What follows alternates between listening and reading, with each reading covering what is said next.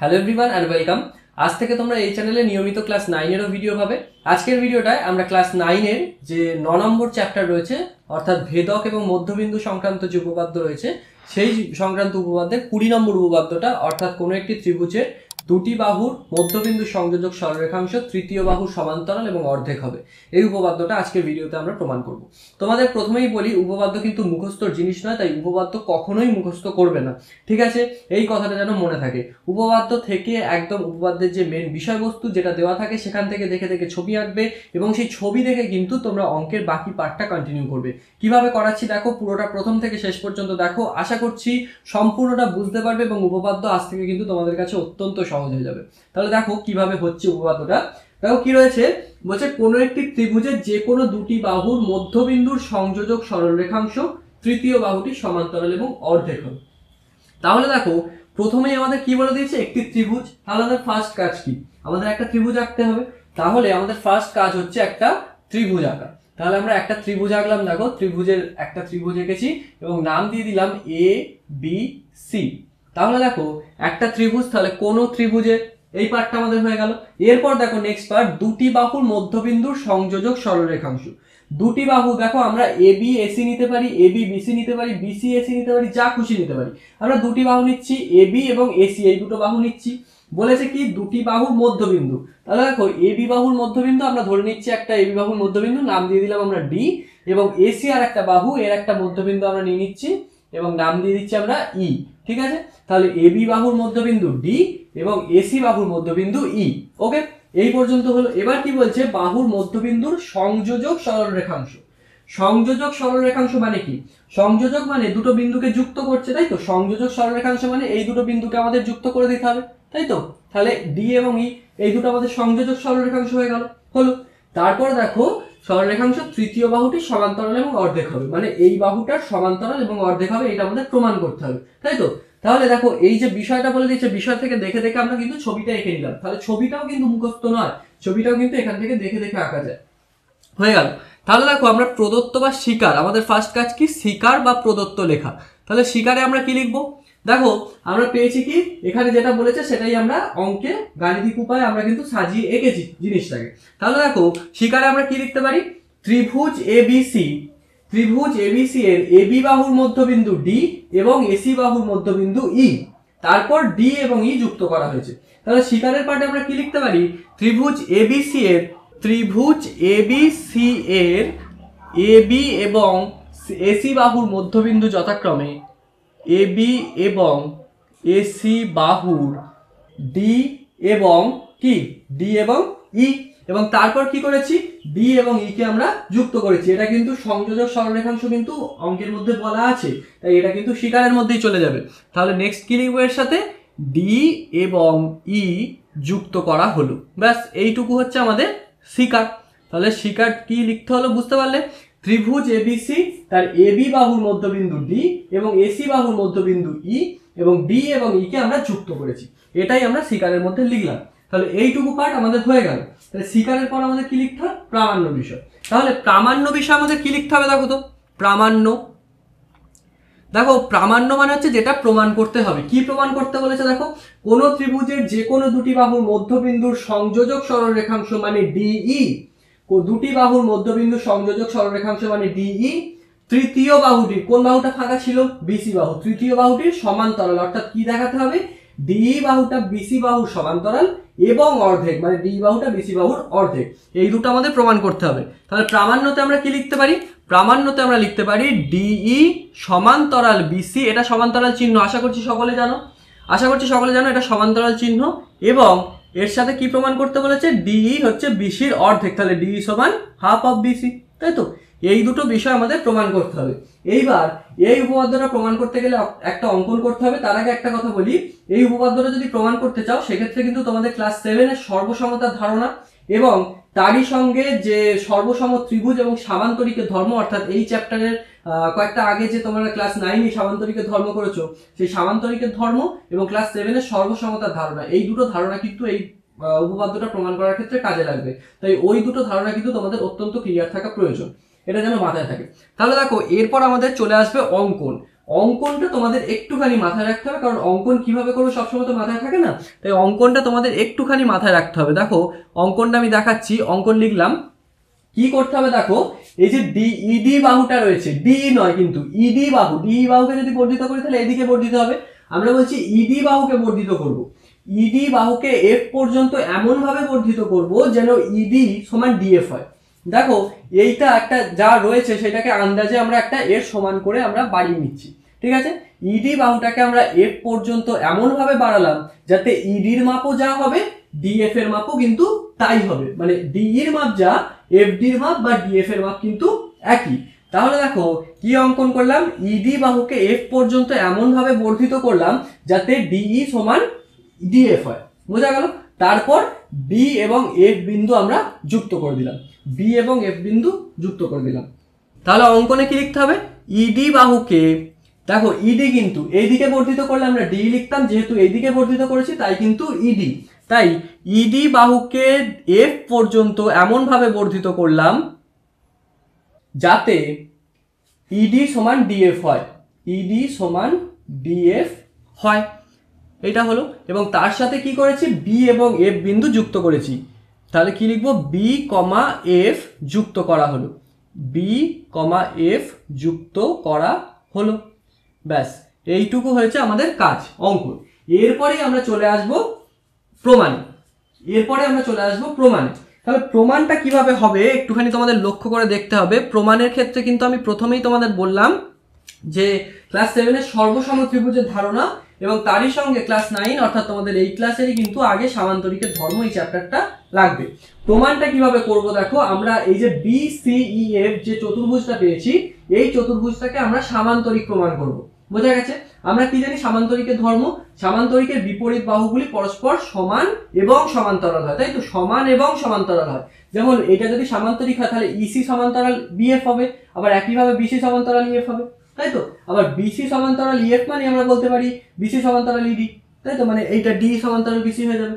একইভাবে এইটা সমান এটা, এটা সমান এটা, তাহলে কি বলতে পারি বিসি সমান ইএফ, আবার ইএফ সমান দেখো ডি প্লাস এফডি বলতে পারি, আবার এফডিও যা ডিও তাই তাহলে 2ডি বলতে পারি। ওইভাবে প্রমাণ করতে পারবো, সেটাই আমরা দেখাচ্ছি। দেখো তার আগে আমাদের ছোট্ট একটা কাজ করতে হবে। দেখো এখানে দুটো ত্রিভুজ পেয়েছি, একটা ত্রিভুজ হচ্ছে এ ডিই, এই একটা ত্রিভুজ পেয়েছি এ ডিই, এবং আরো একটা ত্রিভুজ পেয়েছি দেখো বিডিএফ, এই একটা ত্রিভুজ এবং এই একটা ত্রিভুজ, এই এখানে 1 নম্বর দিলাম এবং এখানে দিলাম 2 নম্বর দিলাম। এই দুটো আমরা ত্রিভুজ পেয়েছি, এই দুটো ত্রিভুজকে আমরা সর্বসম দেখাবো। এই দুটো ত্রিভুজকে যদি সর্বসম দেখাই তাহলে আমরা নেক্সট পার্টে কি করতে পারবো, সর্বসমতাটাকে কাজে লাগিয়ে আমরা এইটাকে সামান্তরিক প্রমাণ করতে পারবো, বোঝা গেল। তাহলে দেখো আমরা ত্রিভুজ এডিই এবং বিডিএফ এই ত্রিভুজ দুটোকে আমরা সর্বসম দেখাবো।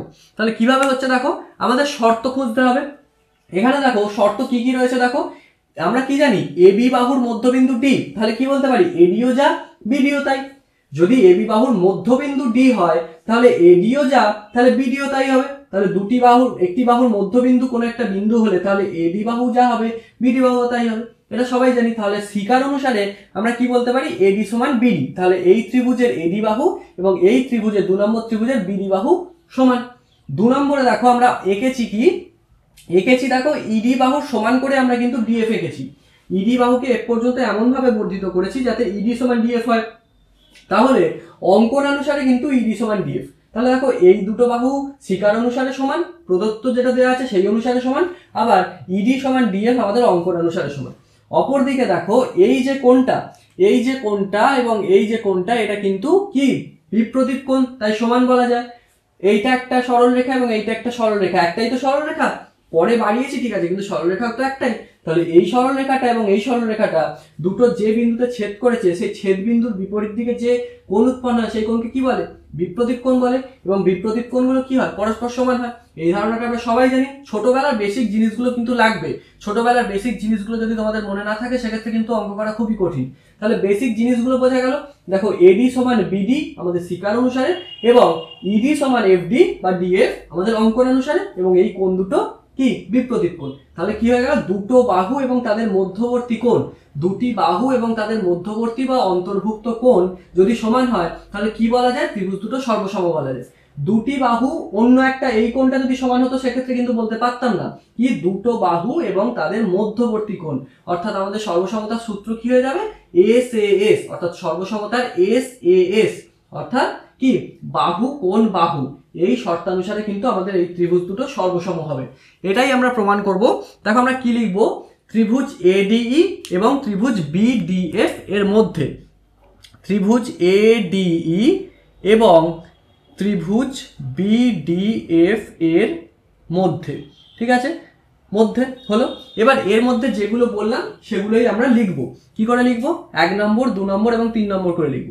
1 নম্বর কি পেয়েছি দেখো, AD সমান BD, আমরা ত্রিভুজ ADE লিখেছি, তাহলে ত্রিভুজ ADE প্রথম বাহু কি AD, তাই তো, তাহলে AD সমান কি, AD সমান BDF এর দেখো BD হয়ে যাবে, AD সমান BD, যেটা এতক্ষণ ধরে বোঝালাম, কি ব্র্যাকেটে আমরা কি লিখতে পারি শিকার, তাই তো, শিকার, কারণ AB বাহুর মধ্যবিন্দুটি, তাই ব্র্যাকেটে আমরা ডাইরেক্ট শিকার লিখে দিলাম।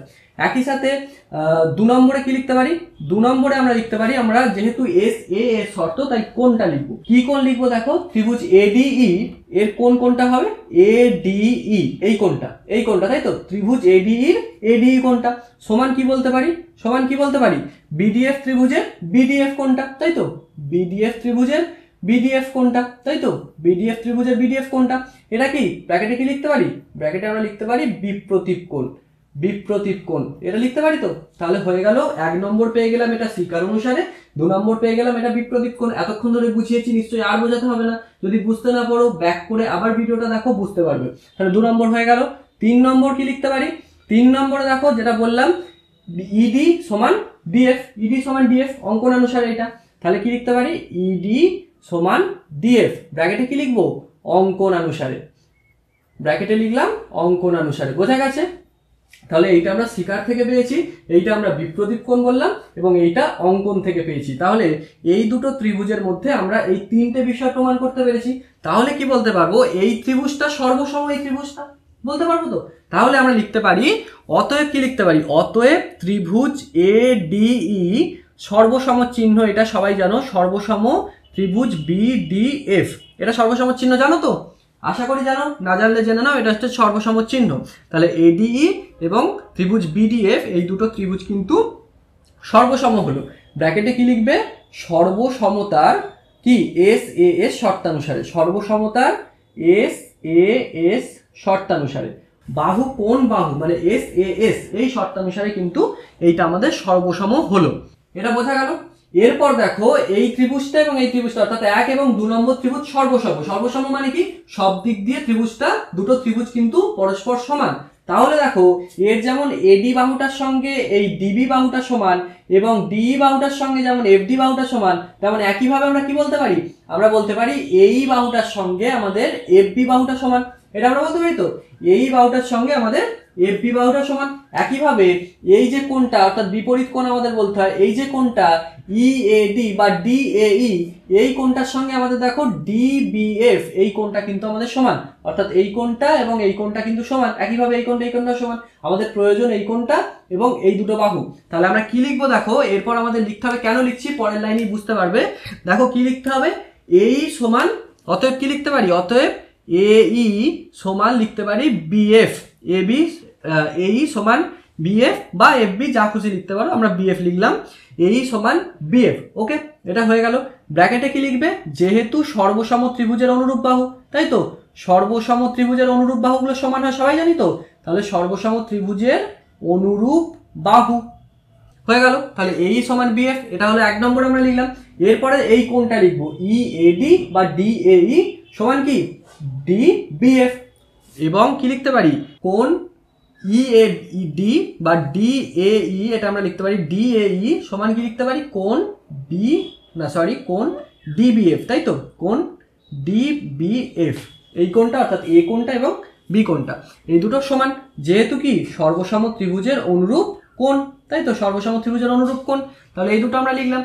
এরপর দেখো এই দুটো কোণ সমান, কিন্তু এই দুটো একান্তর কোণ, কিন্তু কি একান্তর কোণ কেন হচ্ছে, একান্তর কোণ কেন হচ্ছে বলো তো, একান্তর কোণ কেন হচ্ছে, এই দেখো এখানে এই কোণটা এবং এই কোণটা কি এইটা একটা ছেদক, একটা সরল রেখাংশ, এই ছেদক দ্বারা এই ছেদকের বিপরীত প্রান্তে উৎপন্ন হয়েছে। তাহলে এই দেখো আমরা ছোটবেলায় কি করেছি, এই কোণটাকে একান্তর কোণ বলে। তো এরকম একটা জেড এর মতো হয়, জেড হলে এই কোণটা এবং এই কোণটা পরস্পর একান্তর কোণ হয়, অর্থাৎ এইটা এবং এইটা সমান্তরাল হলে এবং তাকে একটা ছেদক ছেদ করলে এই দুটো কোণ সমান হয়। তাহলে আমরা উল্টো দিক থেকে কি বলতে পারি, এই দুটো কোণ যদি সমান হয় এবং তাকে যদি একটা ছেদক ছেদ করার ফলে, দুটো বাহুকে যদি একটা ছেদক ছেদ করার ফলে যদি এই দুটো কোণ বিপরীত কোণগুলো একান্তর কোণগুলো যদি সমান হয়, তাহলে কি এই দুটো সমান্তরাল, এটা আমরা বলতে পারি। মানে উল্টো দিক থেকে ক্যালকুলেশন করছি, সমান্তরাল বাহুকে একটা ছেদক ছেদ করলে বা ভেদক ভেদ করলে বিপরীত প্রান্তে উৎপন্ন কোণগুলোকে একান্তর কোণ বলা হয়, মানে এই কোণগুলোকে একান্তর কোণ বলা হয় এবং একান্তর কোণগুলো সমান হয়। উল্টো দিক থেকে আমরা কি বলতে পারি, একান্তর কোণগুলো সমান হয় যদি, তাহলে এই দুটো সমান্তরাল হবে। অবশ্যই অবভিয়াসলি বলা যায়, খুব সহজ, একদম অবভিয়াস, একদম ছোট্ট কনসেপ্ট। তাহলে এই জিনিসটা আমরা উল্টো দিক থেকে ব্যাক ক্যালকুলেশন করে বলছি কি, এই দুটো একান্তর কোণ আবার এরা সমান, তাহলে কি এইটার সঙ্গে এইটা সমান্তরাল, এটা আমরা বলতে পারি। তাহলে কি লিখবো, এটা লিখলাম, এরপরে আমরা একটা কথা লিখবো, আবার এরা একান্তর কোণ, তাই তো। তাহলে কি লিখবো, আবার এরা একান্তর কোণ হলো, একান্তর কোণ, এটা আমরা লিখলাম। অতএব কি লিখতে পারি, যে বিষয়টা এতক্ষণ ধরে বোঝালাম, যে যদি একান্তর কোণগুলো সমান হয় তাহলে বাহু দুটো অবশ্যই কি সমান্তরাল। অতএব কি বলতে পারি, এই সমান্তরাল বিএফ বা এই সমান্তরাল এফ বি আমরা বলতে পারি, এই সমান্তরাল এফ বি বা বিএফ যা খুশি বলতে পারো, এই সমান্তরাল এফ বি, এটা হলো। এরপর দেখো, এই যে এই বাহু আর ইসি বাহু এই দুটো কি আলাদা, এই বাহু যা ইসি বাহু একটাই সরলরেখা, তো এই বাহু আর এসি বাহু দুটো তো একটাই সরলরেখা। তাহলে যদি এফবি সমান্তরাল এই হয়, তাহলে আমরা বলতে পারি কি এফবি সমান্তরাল এসি বা এফবি সমান্তরাল ইসিও বলতে পারি তো। তাহলে এফবি সমান্তরাল যদি এই হয়, তাহলে এই সরলরেখাংশটাই বর্ধিত হয়েছে, তাই এফবি সমান্তরাল ইসিও আমরা বলতে পারবো। তাহলে অর্থাৎ কি লিখতে পারি, অর্থাৎ এফবি সমান্তরাল ইসি, এটা আমরা বলতে পারি। তাহলে এফবি সমান্তরাল ইসি এইটা আমরা পেলাম। এরপর দেখো, এই এফবির সঙ্গে ইসিটা আমরা সমান্তরাল, এটা আমরা কিন্তু প্রমাণ করে ফেলেছি, কিন্তু এফবির সঙ্গে যে ইসি সমান এটাও কিন্তু আমাদের প্রমাণ করতে হবে, তবেই আমরা প্রমাণ করতে পারবো বিসি ইএফ হচ্ছে একটা সামান্তরিক, এবং তারপর বাকি প্রমাণটা। তাহলে এইটাকে যদি সমান দেখাতে চাই তাহলে আমাদের কি করতে হবে দেখো তো, একটু ভেবে দেখো। দেখো বিএফ এর সঙ্গে এই সমান, এইটা আমরা আগেই প্রমাণ করেছি, এই সঙ্গে বিএফ সমান এইটা আমরা প্রমাণ করেছি। আবার দেখো এসি বাহুর মধ্যবিন্দু ই আমরা প্রথমেই ধরে নিয়েছিলাম, এসি বাহুর মধ্যবিন্দু ই, তাহলে কি বলতে পারি এখান থেকে আমরা বলতে পারি যে এই সমান কি বলতে পারি, এই সমান ইসি, এটা আমরা বলতে পারি। আবার এইখানে একটা পেয়েছি দেখো, এই সমান বিএফ, তাহলে কি বলতে পারি, এই সমান ইসি, আবার এই সমান বিএফ, উল্টো দিক থেকে কি বলতে পারি, ইসি সমান বিএফ বলতে পারি। একদম সিম্পল ব্যাপার। এ সমান বি হয় আবার বি সমান সি হলে, তাহলে এ সমান সি অবভিয়াসলি বলতে পারি, এ বি সি যদি তিনটেই সমান হয় তাহলে অবভিয়াসলি সমান। তাহলে একইভাবে এই জিনিসটাকে কাজে লাগিয়ে আমরা কি লিখবো দেখো, আমরা কি লিখবো দেখো, এই আগে ওইটা লিখবো, হ্যাঁ, এই সমান ইসি, যেটা এখন বোঝালাম, এই বাহুর মধ্যবিন্দু ই, ফলে এই সমান ইসি, এটা ব্র্যাকেটে কি লিখতে পারি, ব্র্যাকেটে লিখতে পারি সিকার, তাই তো। এবং কি দেখো, এই সমান বিএফ, এই সমান বিএফ, এটা কি, এটা আমরা পূর্বে প্রমাণিত করেছি, তাহলে কি লিখতে পারি, পূর্ব প্রমাণিত, মানে আগেই আমাদের প্রমাণ করা হয়ে গেছে, এই যে এই সমান বিএফ, তাহলে এই সমান ইসি, এটা হচ্ছে আমাদের সিকার থেকে পেলাম, এবং এই সমান বিএফ এটা আমরা আগে প্রমাণ করেছি, তাহলে এই দুটো আমাদের প্রমাণ হয়ে গেল।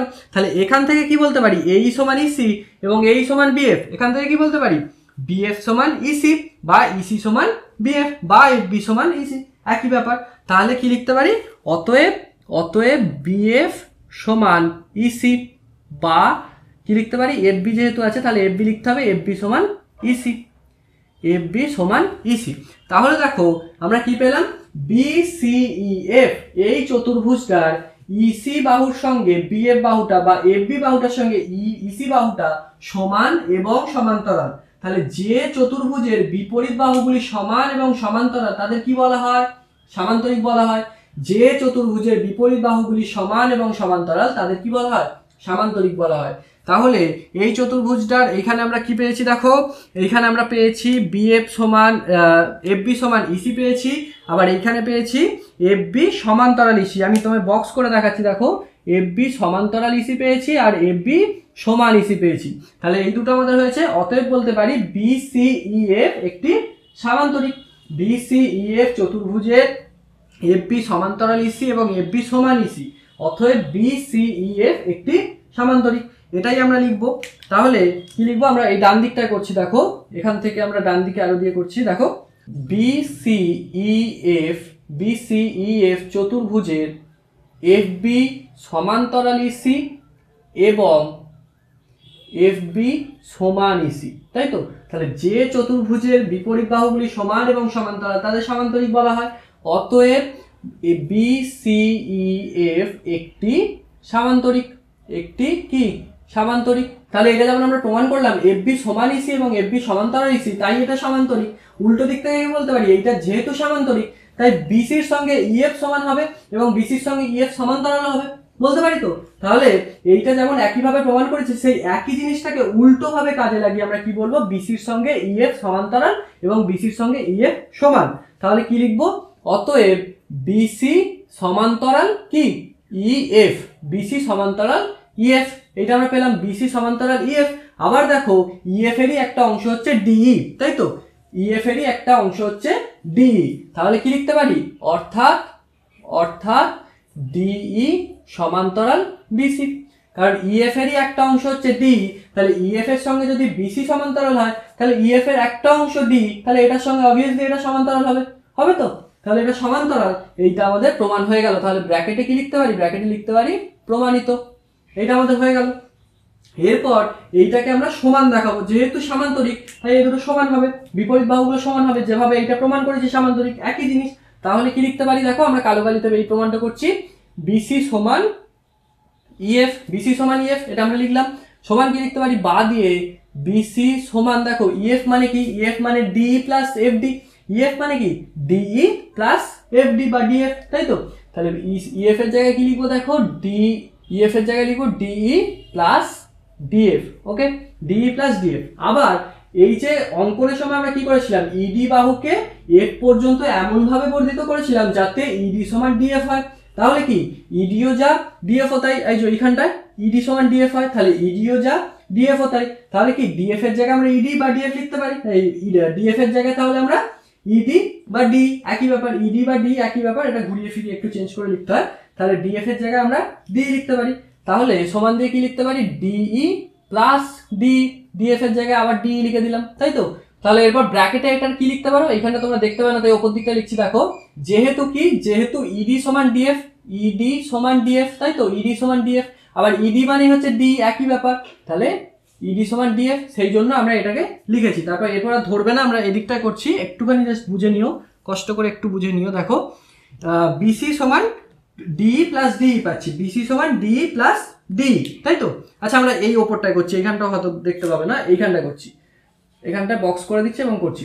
দেখো BC সমান কি পাচ্ছি 2DE, তাহলে আমরা লিখতে পারি DE প্লাস DE মানে কি লিখতে পারি, BC সমান 2DE, BC সমান 2DE, তাই তো, BC সমান 2DE লিখতে পারি, BC সমান 2DE, DE প্লাস DE মানে 2DE হয়ে গেল। তাহলে কি লিখতে পারি, DE সমান কি লিখতে পারি, দুইটাকে যদি এদিকে নিয়ে আসি হাফ অফ BC, তাহলে DE সমান হাফ অফ BC, এটাই তো প্রমাণ করতে বলেছিল, দেখো DE সমান হাফ অফ BC, তাহলে কি ব্র্যাকেটে প্রমাণিত। তাহলে কি প্রমাণটা একটু শক্ত লাগলো, একটুখানি ঘুরিয়ে আছে, একটু ইম্পর্টেন্ট অঙ্ক, এইটা ক্লাস 9 এর ক্ষেত্রে কিন্তু একটু বেশি গুরুত্বপূর্ণ অঙ্ক, উপপাদ্য 20, এটা কিন্তু একটু বুঝে বুঝে করো, যা বোঝালাম যদি কোথাও বুঝতে অসুবিধা হয় আবার ব্যাক করে স্কিপ করে দেখো, আশা করছি কিন্তু বুঝতে পারবে। এই জায়গাটা ধরলো না বলে আমি এখানটা বোঝালাম, এই যে এই বক্সটা তোমরা একটুখানি বুঝে নিও, এই বক্সটার মধ্যে শেষ প্রমাণটা রইল, একদম শেষ দু লাইন, বোঝা গেছে।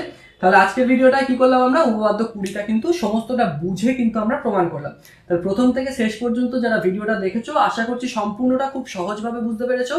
এরপর থেকে কিন্তু উপপাদ্য আর মুখস্থ নয়, তোমরা ক্লাস 9 এর নতুন স্টুডেন্ট, তোমরা এখন থেকে কিন্তু মাধ্যমিকের প্রস্তুতি নিতে হবে। তাই যদি অঙ্ক মুখস্থ করে করো সেক্ষেত্রে কিন্তু মাধ্যমিকে ভালো রেজাল্ট করতে পারবে না। তাই বলছি অঙ্কগুলো একটুখানি বুঝে করো, এই যে উপপাদ্যগুলো করালাম একটুখানি ছবিটা দেখে দেখে, খালি ছবিটা দেখে দেখে বসানো, আর বিষয়বস্তুটাকে একটুখানি মাথায় ঢুকিয়ে দেওয়া। আর তারই সঙ্গে কি লাগছে, সর্বসমতার ধারণা এবং সামান্তরিকের ধর্ম, এই দুটো চ্যাপ্টারের বিষয় কিন্তু আমাদের কাজে লাগছে। তাই এই দুটো বিষয় আমাদের কিন্তু মাথার মধ্যে থাকা গুরুত্বপূর্ণ।